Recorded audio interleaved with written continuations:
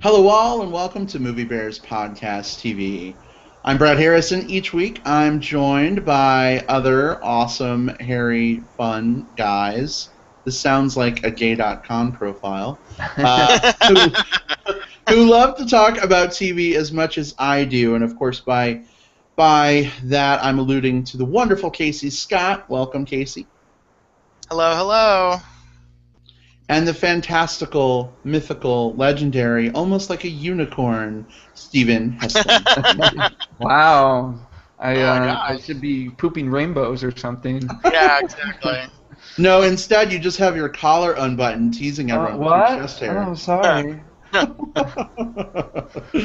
Oh, goodness. Well, it is good to be back. We have a big show tonight. We're going to be talking about the first 3 episodes of House of Cards. It's great that that's finally back. All I could do not to binge watch the whole season in one sitting. Seriously. We'll also be talking about the premiere of Survivor. Well, the first couple episodes of Survivor, I guess. Yeah, I watched last night's too, so... Yeah, Okay, good. totally. Yeah. And we'll be talking about The Walking Dead. So, holy crap. Yeah, Yeah. lot to discuss. Indeed. Yeah. Are you guys ready just to dive right in then? Should we just get to it? Let's Yeah. do it. All right. Then let's talk about House of Cards.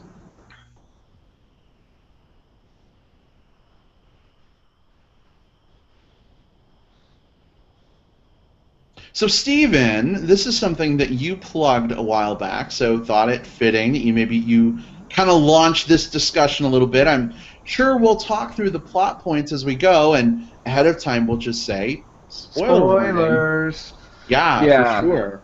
Yeah, because we're already in season 3, and this show is just like it's one of those shows that you want to dive in right away because you also don't want somebody. They release everything all at once. You don't want somebody talking about it and screwing it up for you. But if you haven't watched season 1 and 2 and you don't care about spoilers, basically Frank has worked his way up into the presidency by killing and conniving, and when I say killing, I mean literally killing. He is a murderer, and he's weaseled his way into the presidency, and people sort of know that he wasn't elected president. He was sort of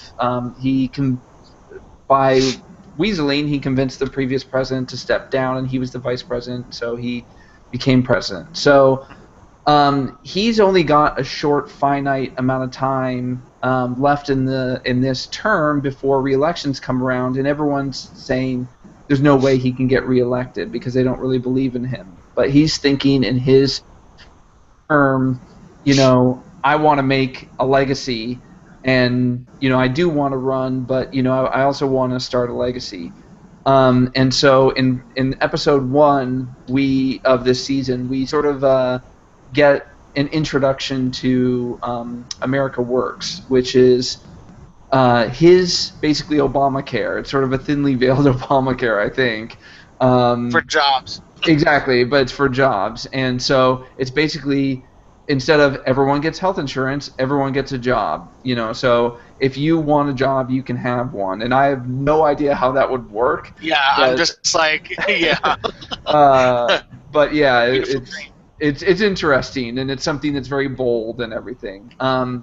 We also get to catch up on Doug, who at the end of last season was beaten up by the girl that he was keeping secret, and he is sort of recovering in the hospital and everything, and that sort of plays up later on. Claire is basically starting to plant seeds for trying to run for president way down the line, a la Hillary Clinton. And so she is trying to make a run for the UN ambassador job, which she is totally underqualified for. Yeah. Holy crap. I know. Yeah, her nomination hearing, I was like, oh my god. I know, exactly. I mean, Oh, it's clear what that guy was trying to do, and she just fell trapped to it. So, Yeah. And so there's just lots of weird stuff going on with Doug too, which we'll talk about later. But the America Works thing was the sort of the big introduction in that one. That was kind of interesting. And then episode 2, we go into Claire, botching that, thing and still trying to run. And when she doesn't get the nomination for the UN ambassador, she basically tries to have Frank get her in some back way, like basically just give her the job, which I don't know how exactly that works, but it's just... So having been a legislative aide for a state governor, please tell me. I can provide a little bit of clarification on that. Please do. Oh, great. So when the Senate is in recess, President has the power to fill positions. He can make appointments. Now, as a matter of courtesy and bipartisanship, you really don't want to fill a position intentionally when the Senate is in recess to get around them, because you destroy a lot of political capital that way, and you can make a lot of fucking enemies, which, of course, they did. Yeah. But it's a way of doing it. I mean, if a nominee is not confirmed when the Senate committee is in session, he can just go ahead and nominate, and that's perfectly legal. It's within his power to do that. But it's a huge political mistake usually to do something like that. Well, like you said, they're committing political mistakes left and right. I mean, there's just weird stuff going on, and basically the Democratic Party then comes to Frank and says, "We don't want you to run the second term," and Frank is like, "No," but he comes up with this ingenious plan to say, "Okay, I won't run. I'll just govern, but I want to help you guys pick the person." And basically, it's clear, I don't even have to think, that he's basically thinking, all right, I won't run. I won't spend all that time campaigning and going after that. I'll spend the next 18 months kicking ass in government, and then when it comes to re-election time, why wouldn't you want to vote for the incumbent that basically kicked ass? But he's having trouble kicking ass. Every time he tries to kick ass, something kind of comes in his way. So it's interesting. And then episode 3 was all about the Russian president coming, because there's half the time I have to admit I don't understand fully what's going on. I can just kind of tell moods, Not for subtitles. Yeah, exactly. I turn on the subtitles. I'm able to process it much easier if I can read it. Yeah. So yeah, exactly. But there's something going on where they need, Russia to help them with some peace in the Middle East thing, and so they invite the Russian president there, and that was super tense and creepy, and he kissed Claire, and very kind of rapey Pussy style. Riot had a thing. Yeah. That was a real thing, right? The pussy. It was a real thing. Yeah. And I remembered that. As soon as they said the Pussy Riot dolls or whatever, I was like, oh yeah, that was a thing that happened. So yeah, it's there's just lots of chaos, and he's sort of running it, bullish style. He's kind of pushing things through and not really gained a lot of political capital. He's sort of not trying to work with anyone, and it's just fascinating, because it's sort of, you can watch him circling down the rim and getting flushed, but at the same time, he's got some card to play, and he's gonna get out of it at some moment. So the thing I've noticed is that the first 2 seasons he's kind of working his way up, and he's able to, because he's not in this position of incredible power, he's able to play people off each other really well. But now that he's at the top of the food chain, he can't do that. He has all this power, but he doesn't really have all that much power. It's kind of a weird thing. So like in episode 2, where he's trying to gather people to fund a campaign, and it's not coming through, it's like, oh shit, this is the first time you're seeing Frank not get what he wants. It's just like, exactly. this breakdown, and it's just like, but I really liked that, because I was really tired of people falling for his bullshit. I was just like, people, seriously, like, how many times do you need to get, like, boned in the ass before you realize that, how... He would like that, too, by the way.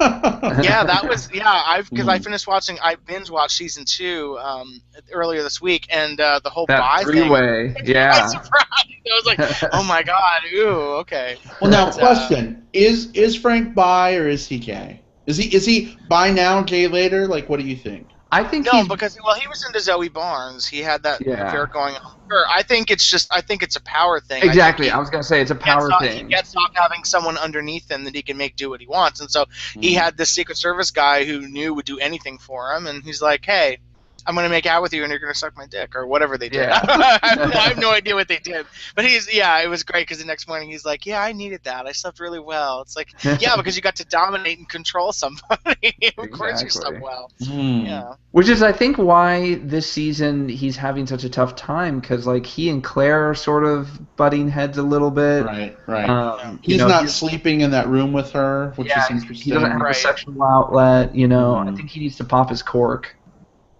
Right. And speaking of popping the cork, that sex scene. Yeah, in your notes you have weird crying sex. What was that? Yeah, so like Claire comes back, right, and this is after they've told Frank they don't want him to run again, the Democratic Party, and he's like leaning against his desk, like sobbing.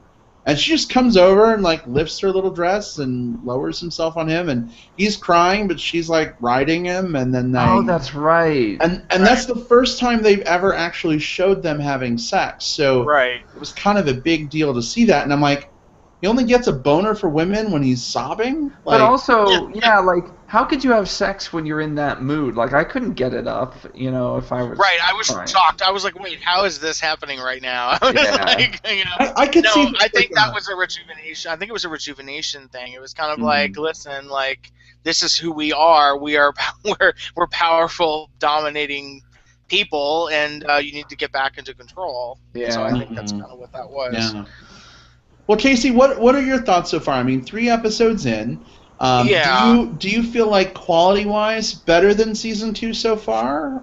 No, I actually think that it's kind of a diminishing returns kind of thing. I still think season 1 was the best of the seasons. Now, since we're in spoiler territory, I don't think the show has recovered from losing Zoe Barnes, honestly. Really? I think that it was interesting for Frank to have a character that he could have this very complex relationship with that wasn't his wife, and he didn't have anybody like that in season 2 after Zoe Barnes, and he doesn't have anybody now in that way. So that kind of interplay with another character is missing, I think. And there are certain shows where I think that like they're going along really great, and then they off a character, and it's shocking and unexpected. But then it's like, okay, how do you rebound from this? And I think that it did rebound in season 2 because I liked season 2, but I think like the first episode being almost all about Doug, I wanted Doug to be dead. Like I was done with him. I was like, this storyline is going nowhere. I'm tired of his weird fixation with Rachel. Let Rachel get away and do whatever the fuck she wants, and then come back later when you have his comeuppance, which is going to be how the series ends. But where Doug is going now, I think is really interesting. Oh, it's mildly interesting. I don't know. I'm really intrigued. Yeah, but now that because I watched episode 4 as well, so that has some interesting Doug stuff. But I'm just kind of like, I don't know. I think this is going to be a slow burn season where it's going to maybe like kind of go along, and then zap you at the end with like, oh my god, that was all brilliant. Yeah. Right. Totally. Right. Totally. Well, I mean, I'm still watching. I think I'm going to keep it to like 2 episodes a day so that I don't overload and I can have something to look forward to and I can digest them in a better manner. But I don't know. Season 1 was just such a mind blower. I watched that all in one go. I stayed up until like 4 or 5 in the morning because I wanted to finish it, and I didn't have that with season 2. And this season, it's not as compelling to me. I don't feel the need to binge. What was really interesting about season 1 was Frank wasn't in a position of power, so he had to play up to the people of power, but also you saw how he was really controlling things from below and really sort of manipulating things. Now that he's in the position of power and he has no control over everyone, it feels completely different. And that's such a salient point because like Frank at his core is a power broker, right? Yeah. He takes power from above and funnels it down into below, or he'll funnel what's going on below and manipulate what's happening above. He is a master manipulator. Problem is, when you put him at the very tippy top, everyone's trying to manipulate him and what's going on. He no longer can play both sides, and so, you know, now we're running into situations where he's trying to like broker with other like foreign nationals, like President Petrov, right, from Russia. Yeah, because there's no one he can do it with in the States anymore. Yeah. Exactly. But the problem is other international leaders are international fucking leaders for a reason, and they're probably just as smart and savvy and manipulative as he is. So, in a way, I find this exchange with Petrov to be fascinating. Like, I agree.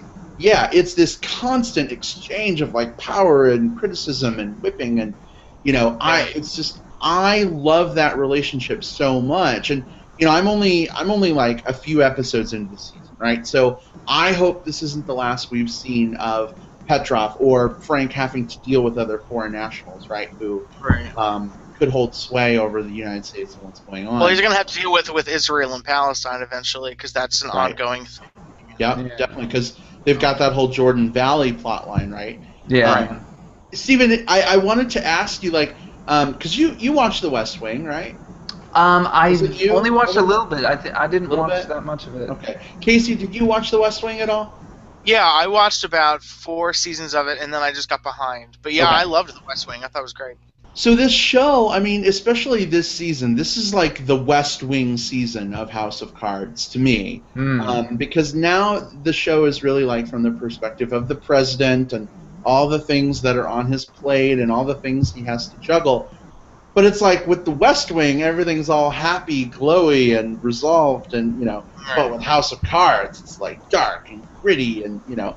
And I feel like I have to watch episodes of West Wing after each episode of House of Cards to like bring me back to a balance. You know what I mean? Well, I think West Wing is kind of like, I think it's like a sitcom comparatively to House of Cards, because it's like, I mean, it has heavy stuff in it, but it's kind of light because everyone kind of gets along, and the president's a nice guy, and you know, it's definitely an interesting comparison for those two shows. Absolutely, totally, for sure.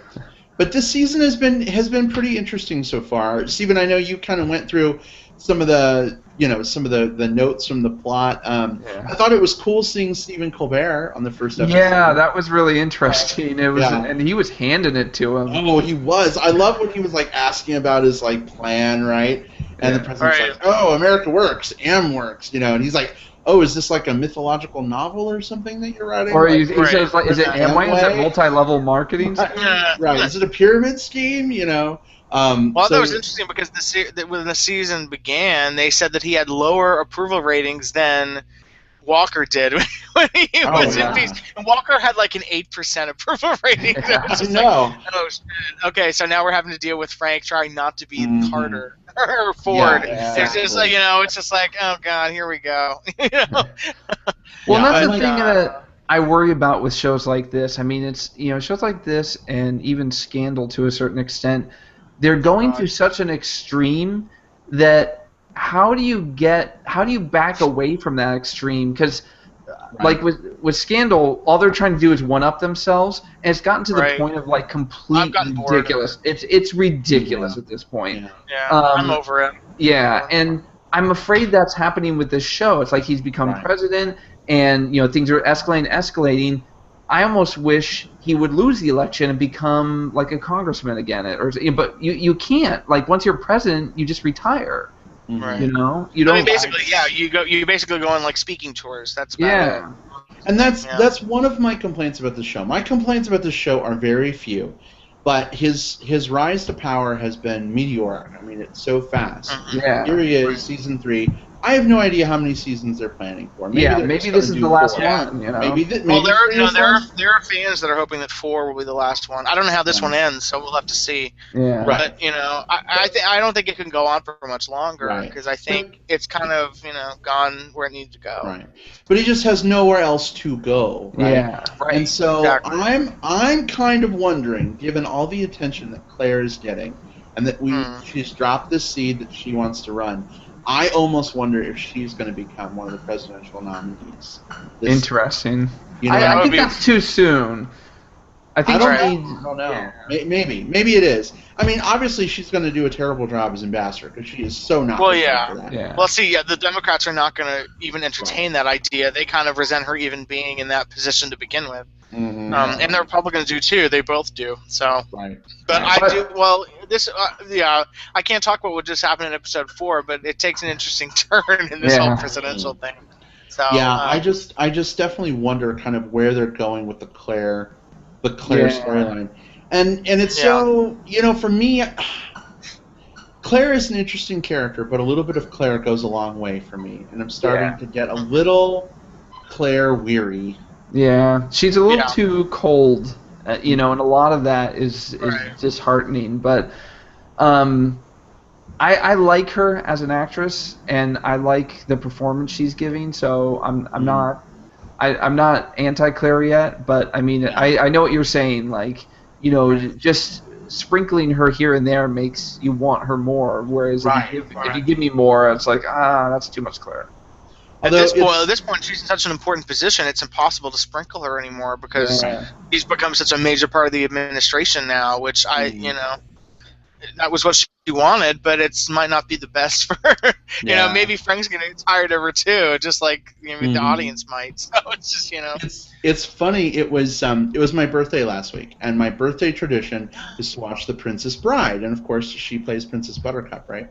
Yeah. So, like, a day later, House of Cards drops. And so that scene where Claire comes into the bedroom in the middle of the night and wakes Frank up, and she's like, I want you to do it as a recess appointment.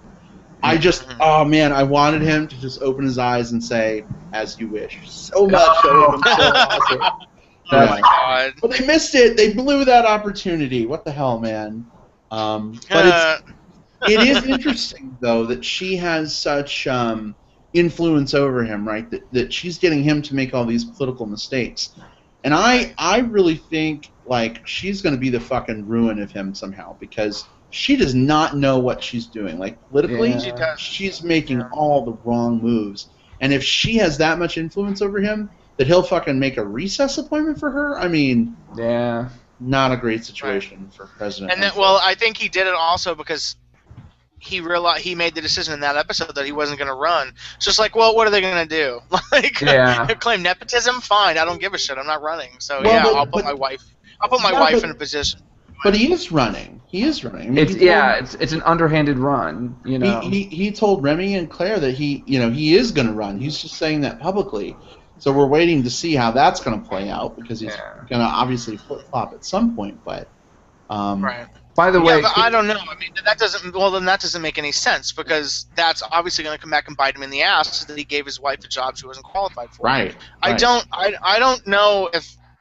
I don't think he intends to run, like, by the definition of the word run. I think he just expects that the job is going to continue to be his without having to do any of the work, maybe. But I don't know. I mean, he has too many skeletons, so I just keep thinking, like. And then the hacker guy keeps looking into this Rachel thing, and he was looking into her even before he was allied with Doug.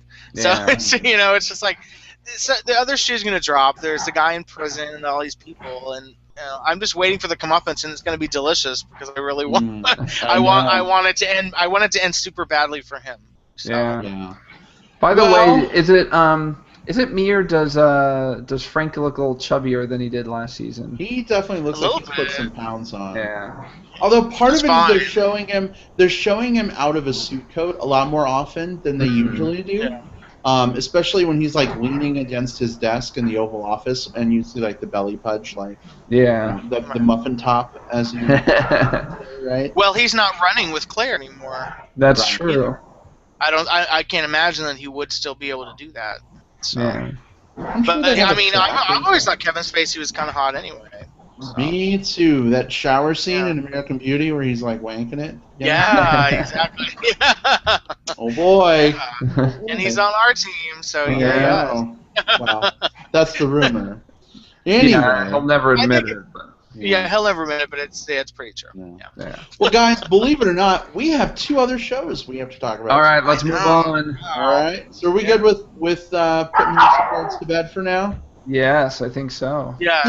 Steven, is that our fourth co-host? It is. He's what's going on fourth there? and fifth co-hosts are playing a little game of tug of war right now with a toy, and Nice.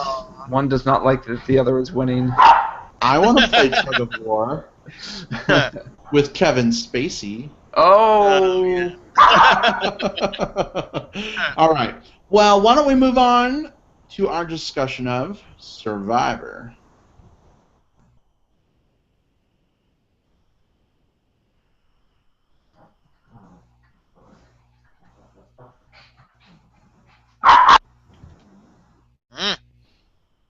Dogs are saucy. So sorry. Oh, don't be. It's okay. You know what? I listen to other podcasts, right, where other podcast hosts get, like, so anal when there's external noise. I think it's fun. I think it's part of the flavor, you know? It is. We're just real guys sitting in our houses talking about TV. So dogs we're going to have dogs or naked men walking around in the background or whatever, you know? It's what it is. So it's all good. Anyway, so Survivor has premiered. Casey, why don't you kick us off in terms of Survivor? What are your thoughts on the show so far? I mean, do you like this twist of blue collar versus white collar versus no collar? I'm surprised you selected me to talk about this one because you're Mr. Survivor. Yeah, I think it's an interesting enough twist. I mean, they've done enough splitting up of tribes in different ways, in different sort of controversial ways. They did a race one. They've done family members and men and women and things like that. So I guess it makes sense to finally do one based on class. So I don't know if they did it before. Did they do it before? This is a new theme. This is brand new. Okay. Specifically, yeah. I mean, it's an interesting concept, and I think in the first episode, it kind of emphasized a cliche that that the white collar basically the three teams it's white collar, blue collar, and no collar. Which I guess the no collar team is made up of people that I don't know what the hell they are. I mean, they have very unusual jobs. One guy's billed as like YouTube sensation. I was like, that's not a job. So And by YouTube sensation, I hate you already. He was in one video that got a lot of hits. That was he was hired to do. Yeah, I was like, you know what, CBS, couldn't you have done like YouTube personality or online personality instead of YouTube sensation? I was like, come on now. Justin Bieber is a YouTube sensation, basically. Like, nobody else is. But it's an interesting concept. It played out as maybe a lot of people expected in the first episode, where the white collar workers weren't able to pull a win, and it seems like they're the least capable of doing hands-on stuff around camp and building a camp and even making fire. It took them 4 days to make fire. It's okay so far. I mean, we're 2 episodes in. It's we're establishing these characters. I'm not really that interested in that many of them. Will mentioned something. The guy Will, who's the YouTube sensation, who's on the no collar team. He mentioned he said, "I'm the only brother on this show," and then I realized this might be the whitest cast of Survivor that I've ever seen. The show is usually much more diverse than this, and they've already lost one. They already lost one other minority in the first show, and then everyone else is I'm just like, what is going on here? But she was so anyway. So exactly. Oh wow. No, there was no major loss there. But I don't know. I mean, it's interesting enough. I have you guys to thank for getting me back into Survivor.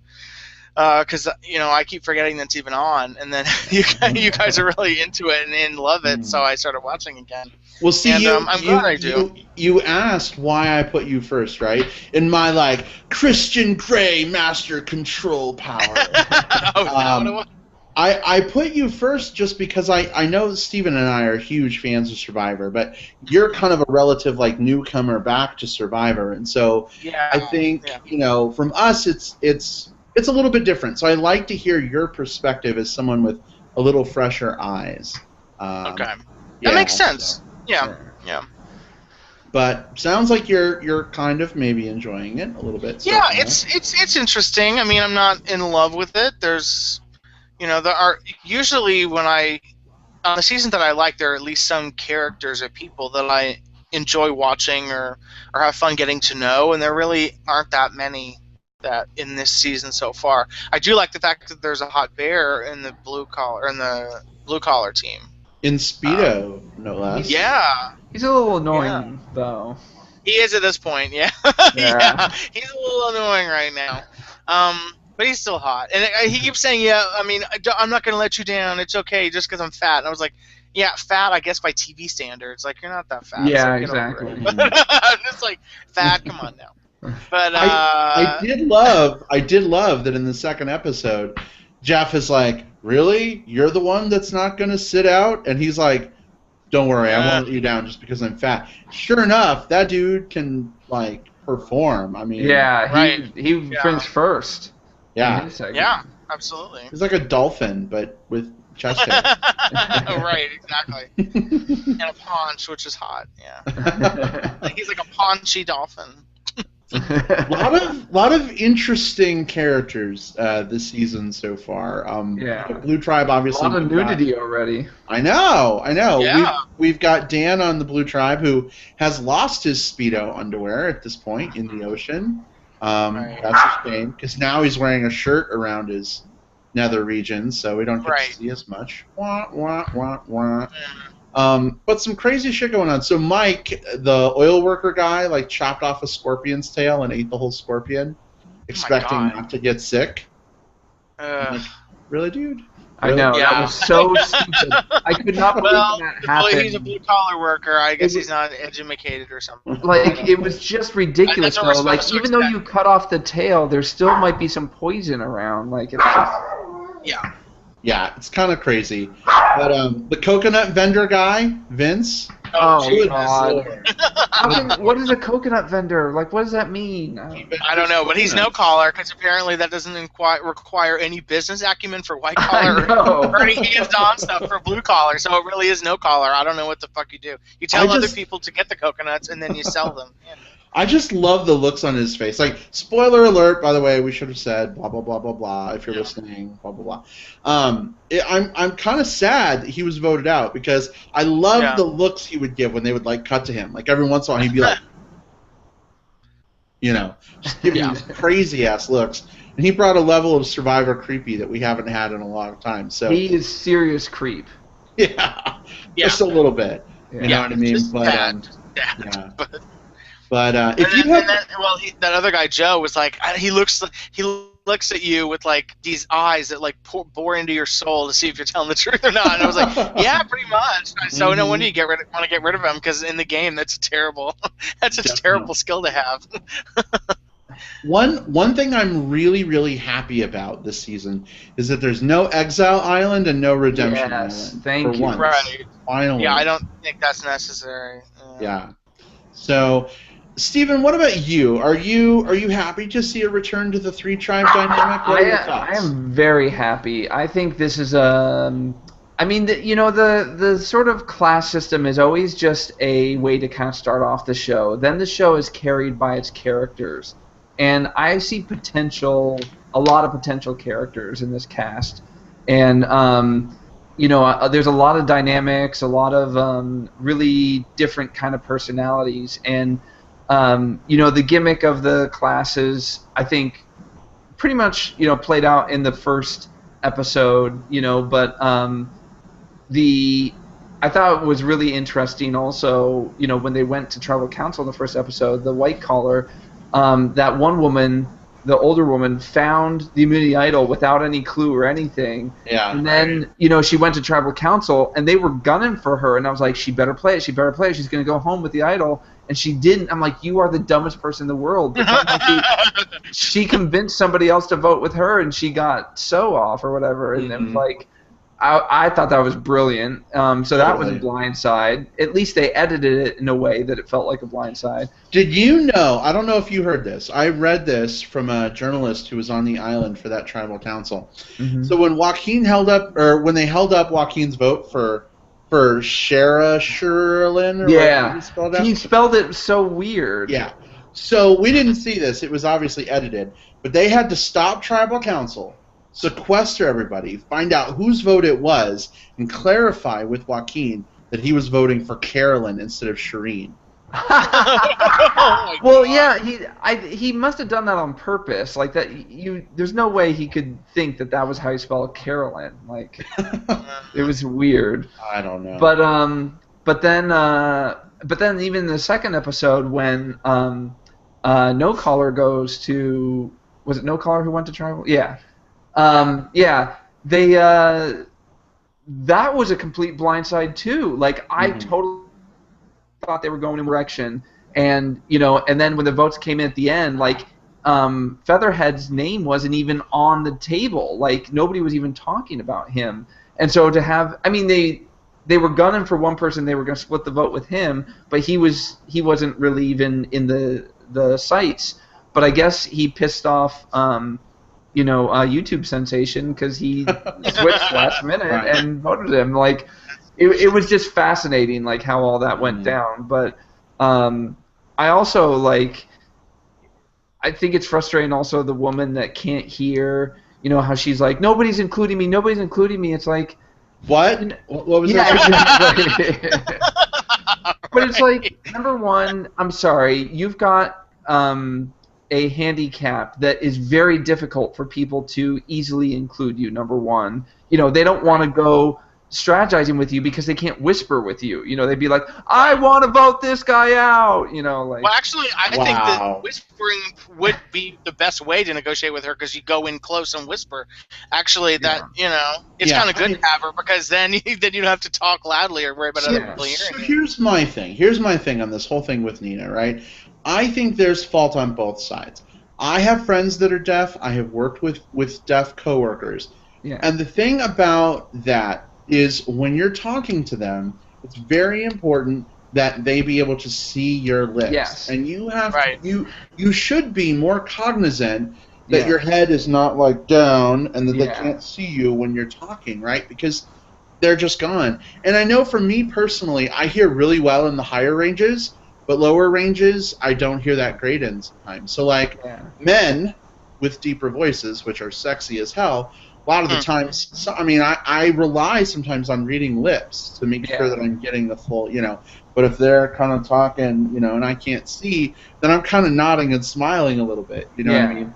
So I agree. I think in this setting, if you're going to be a tribe and you're going to try to succeed together, I think the dipshitty girls should be not trying to talk through their hair, you know what I mean? Like, make sure you can see them. Right.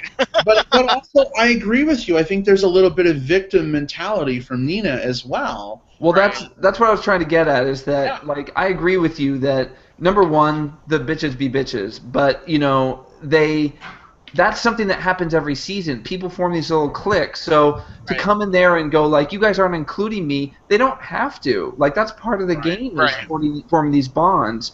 And maybe they don't want to. Maybe they're immature. Maybe they don't understand that. I would probably be more like YouTube sensation. I can't remember his name.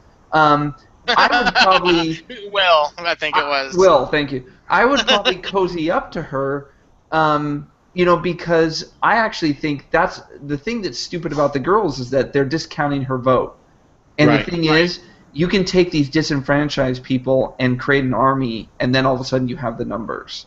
Right. So it's that's the thing that they're overlooking. But at the same time, I didn't like the fact that she was just crying and whining about you guys aren't being inclusive. And it's they don't have to. It's nice if they are, but they don't have to. And you're going to have to toughen up having an extra handicap on your side, because they might not have liked you if you could hear perfectly. Right, exactly. Yes, exactly. But I really like the cast that they have this season. I think it's going to be really interesting. My prediction is that the white collar tribe will actually whittle down over time, and then they're going to mix up the tribes, and you're going to have a white collar on probably each of the other two tribes when it merges down to two tribes, and you'll see the white-collar people start dominating. Because if they're A-type personalities, they're going to take over at some point. and they're going to start leading in different sections. That's my guess. What about you, Casey? Where do you think it's going? Yeah, I think. Well, I don't know, because the white collar team actually they won the challenge. Yeah, that's the only thing that throws me off. So yeah, it's kind of like, we get. This is the weird thing. Like this second episode, there was still the guy wearing like his like dress shirt and pants. I was like, you've been there for 4 fucking days. Like, figure your shit out. Like, we get it. You're white collar. Take your uniform off. Like, take the drag off. Like, it's ridiculous. So, I don't know where it's going to go. I do think that no collar is splintered enough that I don't see that tribe lasting long. Yeah. The blue collar tribe and the white collar tribe, I still see some semblance of unity in there. The no collar tribe is just too splintered, I think. Yeah, they're all over the place. They really are. And Nina now is like left out. Left out to dry. Poor Nina's, right? So tribal council, Vince gets voted out, and she turns to Will, and she's like, "Did you vote for Vince?" And Will's just like, I'm not saying anything. So here's my question about Nina. I almost wish we had like Papa Bear on speed dial right now, so that we could call him and ask how something like this might work. Those implants, I mean, they take batteries and stuff, right, to run? So I imagine they must have a supply of batteries for her to use, right? I would think so. I would think so. And I'm guessing they're waterproof too, because... Right. Well, that's my next question is, they might be waterproof, but I mean, those things will come off, like when you're swimming. So, like, I'm wondering if she takes them off during challenges? Yeah. Oh, God, I don't know. That's difficult. Right. So I mean, I give her props for just trying, for being on the show. I mean, it's got to be a challenge, but it's she's got an uphill battle, and she's really got to tough it out. Yeah, definitely.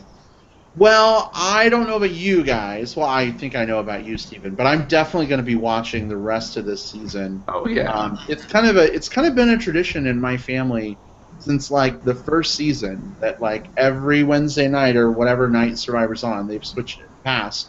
We always gather and watch it. So now I'm enjoying that with Jim and his family here in Tucson, and we like make dinner and watch the show, and then we like talk about it for an hour afterward over ice cream. Like, oh my God, what's going to happen next week? So nice. Definitely, I'll be watching. I want to come over. Yeah, come on. We'll put you on Skype again. I'll set you up exactly. set you at the table.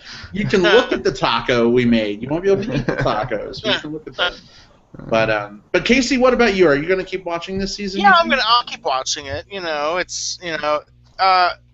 There aren't a lot of shows that I'm watching with regularity on TV right now, so I have some free time. I'll watch Survivor. I'm not like totally bowled over by the season so far, but I'll keep watching because you never know when the next Blindside is gonna like rock your world. Exactly. So, I mean, that's the great thing in watching it. And now that I've started watching it again, it's funny because I go completely apeshit whenever a Blindside happens. I go like, oh my God!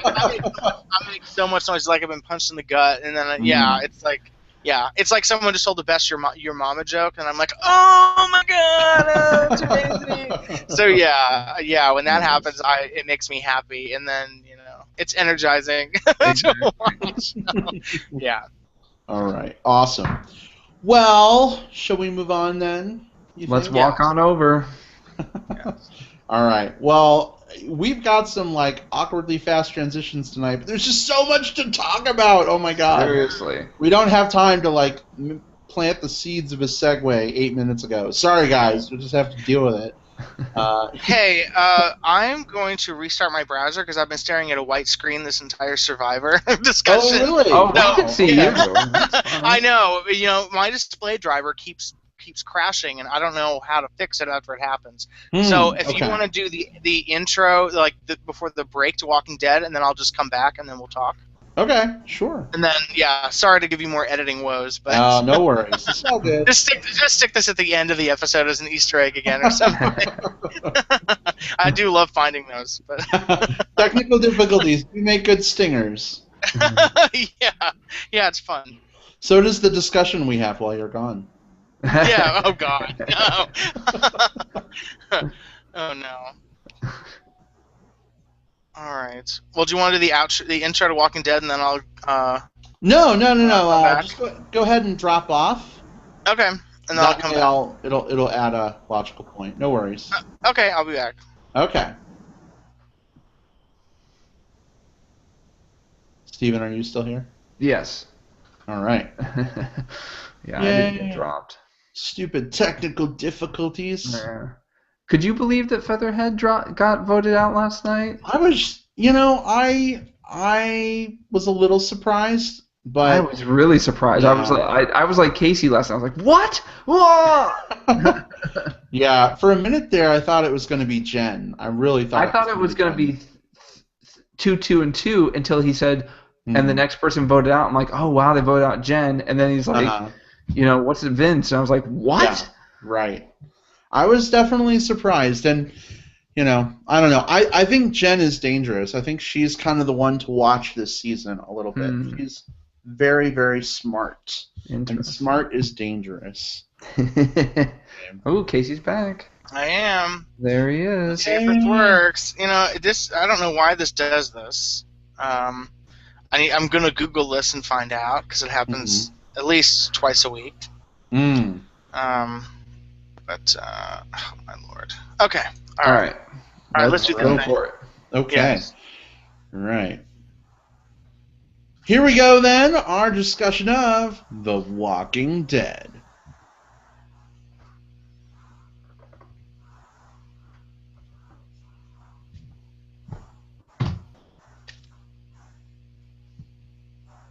Oh.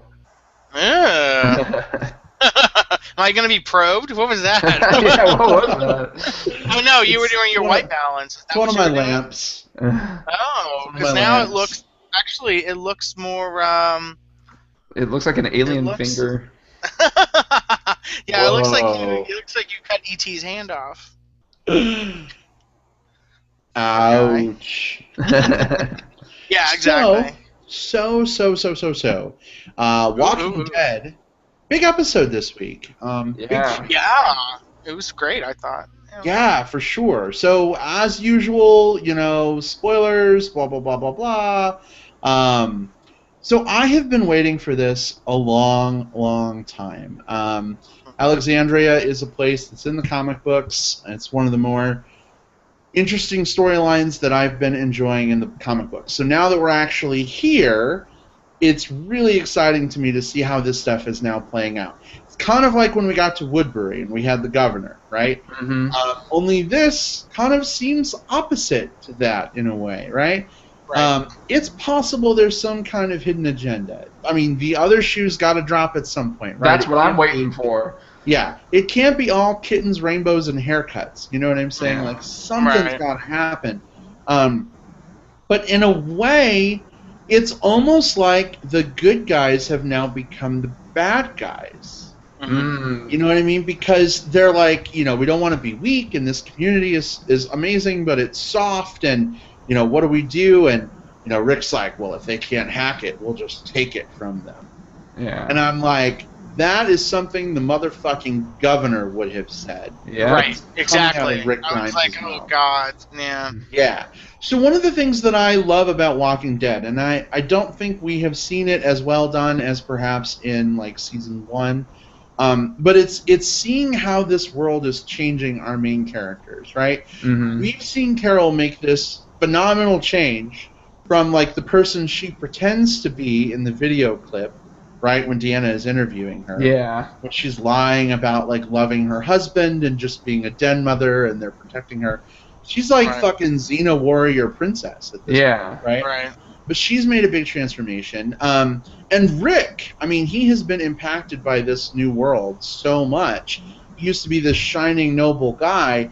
Well, now here he is in this position of being, a constable again. But, I mean, he's almost a little like scary, possibly tyrannical. Yeah. Do you think that they'll take over Alexandria? Like, will Rick make good on that threat? You think? No, Carl will stop him. You think so? Yeah, I don't think they will, because I think that it's gonna something like a conflict like that is gonna splinter that group, and so there are gonna be people who are not gonna follow him because of his stupid, bloodthirsty behavior. And I don't think Michonne would follow him. She wasn't involved in that conversation, and she was a co-constable. Yeah, and so I actually that would be something that I could see potentially happening, would be the split down the line between those two authority figures. Right. Yeah. I don't think they're gonna go. I mean, I think at some point they'll get pulled back into who they were, because I mean it just seems to always go that way where they are about to do something really bad, and then some little piece of their humanity and consciousness, so pulls them back into like, that's not who we are, that's not what we do, let's let it go. And so at least that's my guess. I mean, do you know what happens, Brad? Yeah, maybe yes. But I'm not going to say. And here's the thing. Even though I know what's coming in the comic books, that doesn't mean that's what's going to happen in the show. Yeah, no, they've definitely diverted from the book. Things are definitely different now. Because, like, for instance, do you mind a minor spoiler? It's about, like... I don't mind at all, because you never know if it's going to happen, like you said. Well, this is a spoiler for something that happened in the past that we're way beyond now. Oh, okay. Yeah. No, that's fine. I'm never going to read them, so... Okay. Well, in the comic books, Andrea didn't die. Andrea is still alive. Yeah. In fact, she and Rick are like getting married or something. You know what I mean? Like, yeah, my brother mentioned that. Yeah. So that's huge. I mean, that's a totally huge way that the show has diverged from the comic book at this point. So even though we're at Alexandria, and I'm like, yay, Alexandria. I don't know if it's the same Alexandria I know. I don't know if this plot is going to happen the same way. In fact, I imagine it'll probably be different. Well, also, I heard there was some controversy over the... Whoa. We lost Brad? No, I'm still here. Okay. Okay. No, I'm not. Yes, I am. So we... the character that's gay wasn't gay in the comics or something like that, because I guess there was some uproar over him being gay. What? No, he's definitely gay in the comic books. I think. Oh, okay. I think people are mad that there's a gay character on The Walking Dead now. Oh, yeah. Because I was listening to Robert Kirkman on an interview in a local radio station here, and he goes, "Yeah, a bunch of people are like, oh, I don't want to see gay kissing on my TV. Why are you doing that?" And he was like, "Well, there's going to be a lot more gay kissing coming up, so." Right, so deal with it. Can it be gay kissing with Robert Kirkman? Yeah, seriously. Yeah, I was kind of like, okay, wait a minute. So, like, a kid having to shoot his mom after she gave birth to his sister, and Harold having to shoot this little girl in the back of the head, it's perfectly fine. But two guys kissing is like driving people nuts. Or cannibalism. Like, a guy, they're eating a guy's foot in front of him. And in front of him. Yeah. I'm just like, get your fucking priorities straight, people. Yeah, and it wasn't like a tongue kiss. Fucking values. No, it was very brief. It was just like, maybe they were offended because they weren't both hot or something. I have no idea. And didn't we have lesbian kissing last season? We did. Yeah. We totally had lesbian. There you go. But that's okay. That's okay. Yeah, that's okay. Yeah, lesbians aren't gay. They're just confused until they meet the right guy. Right. Well, that appeals to heteronormativity. Until the right guy comes along and does them both at the same time. Oh, she wouldn't be gay if I plowed her. Right, exactly. It's just the apocalypse. That's the only reason why they're lesbians. Yeah. Because there are no hot guys left. Oh, but yeah, I thought it was. I am really intrigued by Alexandria because it's, from not having read the comics, it's like this is completely new to me, and it feels like, the governor situation, or like especially they're playing eerie music. Everything's kind of playing out really slow. Everyone has this weird sort of subtle dark side to them, and then also there's that weird scene where the husband of the woman who cut Rick's hair was just sitting on the porch in total shadow, smoking a cigarette, going like, you must be Rick. It's like, whoa, what's going on there? And, welcome to Alexandria. Yeah, and he's totally gonna bang that woman who cut his hair, right? I mean, oh god, he has to. I mean, that's a given. And then that was the thing. I was watching with my brother, and he was like, "Yeah, Rick's gonna get with that guy, and then Carl's gonna get with that girl." I was like, "They just got there." It's gonna take at least a couple episodes, I hope, before everyone's like sleeping around with somebody. Yeah, pairing up. Carl's hormones are definitely raging at this point. He went on a total like rape hunt. That girl. Yeah. He's like, I will find you and kill you. But I think there were a few things that I found really interesting about this episode, and one of them was the videotapes of the conversations, which is very, very therapist kind of thing, which I think ties into the fact that that's something that hasn't really been addressed on the show. Is that psychologically these people really need some kind of professional help, and you're not going to get it in this environment, in this zombie apocalypse environment. So they're all dealing with all sorts of shit, and they're just. I think the previous ways of dealing with it, we're just plowing ahead, killing more walkers. I mean, having a few awkward conversations that we've seen, and they haven't really discussed things. So I think if they're able to go forward and keep talking to this woman who's like the mayor, and she's not going to turn out to be insane, that might be really helpful for these characters. I'm looking forward to seeing if that goes anywhere. And I also thought it was interesting when Carl and Rick had to, they're obviously really fucked up because they have to escape and go fill their bloodlust. Yeah, exactly. I was just like, come on, guys, like, Yeah, so clearly it's going to take a while for them to get used to the idea of being domesticated. Well, and also, what was up with that gun being missing from the blender thing? Well, obviously, my feeling is they were being watched when they were there. Yeah, and I think someone. Yeah, someone probably went and took that gun so that Rick couldn't do exactly what he went to do, and that was get the gun and take it back in, and I mean, he left it there as a security blanket, so they're probably looking out for their own interests. Yeah, it just like it was kind of creepy, and then also, how is this city still standing? I mean, like the prison couldn't hold up its walls, and yet this place like has a weak ass gate, and they're fine. It just seems really strange. Well, I don't know. Alexandria is in Fairfax County, which is the richest county in America, or was last time.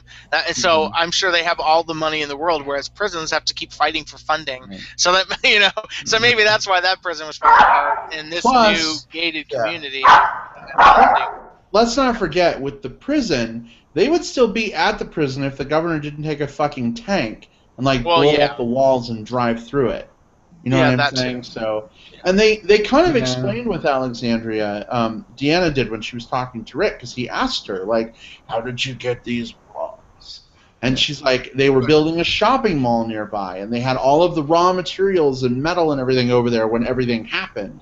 And so her husband's an architect, and he got people together, and they made these walls out of all the materials you would normally build a fucking, shopping mall out of. So, I mean, definitely believable to me that they would be able to build these walls up. Right. What I find interesting is that this community, was built by the government to be like a last, ditch effort, sustainable society if something like this ever happened. It's a planned community, right? So I just think it's interesting. They're sitting on all of these supplies. They've got running water. They've got electricity in a world that doesn't know these things anymore. Right. It doesn't have those things. Well, that's why I think it's interesting, because seeing the the hunting group go out and go out with Glenn and everyone else who's actually been outside, and these people that they've been outside, but they haven't really been. Outside. They haven't been on the road. They haven't had to deal with stuff. And, just seeing their reaction to, a walker killing one of their friends it's just it's like it's dealing with like people who've been through like I don't know like a PhD program of kicking ass and dealing with the hardships, and people in elementary school, and it's just like these people who are like completely sheltered and think that they're complete badasses when they have no clue how bad it is. They have no clue if shit hit the fan that they wouldn't know what to do. They would right. Definitely. And that was great. So that was a great little moment where Glenn was I finally was back in Glenn on Glenn's side, because I generally don't really care for him that much anymore. I was like, oh, finally Glenn kicking the old Glenn that I love. You know? Exactly. One Maggie looked at him like, ooh, I'm gonna get me some Glenn tonight. That was such a turn on. I was He's like, Glenn, will you deliver me some of your pizza? One of the things I really love about this situation, though, is what it's doing with Carl. Yeah. It was such a kind of a heartbreaking moment, like watching Carl as he's with people his own age, but then they present him with the choice of playing video games or playing pool. And you just see him, like, that kid, I think in that moment, his acting was phenomenal. Like, I totally agree. His face. I totally agree that moment, it was just like he was in complete, like, almost fear of, like, I don't know what to do here. And it was... And he was embarrassed, and he's going through his teenage, stuff, and it's just, it was a great little moment. I agree. Absolutely, yeah, it was very well done. Yeah. And Carol, someone mentions, I forget who it was. Someone on Funny or Die did an article of like the seven most ridiculous things about the episode. I read it. It was really good. I thought it was hilarious. I don't think it was supposed to be like intentionally like saying this episode is ridiculous, but it was just like it was things that kind of stretched plausibility a bit, where it was like, I think one of the things it said Carol Brady, because now she's like all domesticated and wearing her like cop sweater and stuff, and it was just like, and it was funny because it said something like, so Carol just a little while ago was like smearing zombie guts all over her to go and take down a cannibal facility single-handedly, and then she came to the place with like the biggest gun out of everybody, and now she's like, oh yeah, I really want to help people, like give me a job where I can like be with kids and be assisting people. I was like, oh my god, like so this is like the best act ever. Yeah, it's so brilliant because, like I said, she's the Xena warrior princess, and she's really good at reading people. So if anyone is going to get a sense for what's going on in this community, I think it's going to be Carol. Yeah. And by being the den mom, right, and having this job where she gets to interact with everyone, her finger's going to be right on the pulse. And if she has to stab someone in the motherfucking neck, they're never going to see it coming. Yeah. So, well, yeah, that's the thing. I mean, she kind of is like a wolf in sheep's clothing, where I think that because she's a woman, that in this community where they don't, they have these set gender roles of these women. The women are the wives and the caregivers, and the men go out and get food and stuff. And so it's really very old-fashioned. And Carol has completely flipped that on its ear. So I think that they see her as like, well, you're a woman. Let's put you with children, or let's have you cook stuff. And it's like, hey, listen, like I took down an entire cannibal cult by myself. So I think she could flip on a dime if she needed to, which is why she's my favorite character ever. So she's awesome. All right, guys. Well, what about Daryl? We haven't talked about Daryl and his like his sulky lesbian thing. His emo Daryl. His emo thing. He's like, I don't want to be here. I'm gonna rip apart a possum and and just throw the guts right here on the porch. You know what I want to see? What I want to see now that they're in a location where they each have their whole house. Right. I want to see him like reenacting Melissa Etheridge's video for like. Come to my window. You want to come over? And then like you see Carol and she's like walking to his house. And...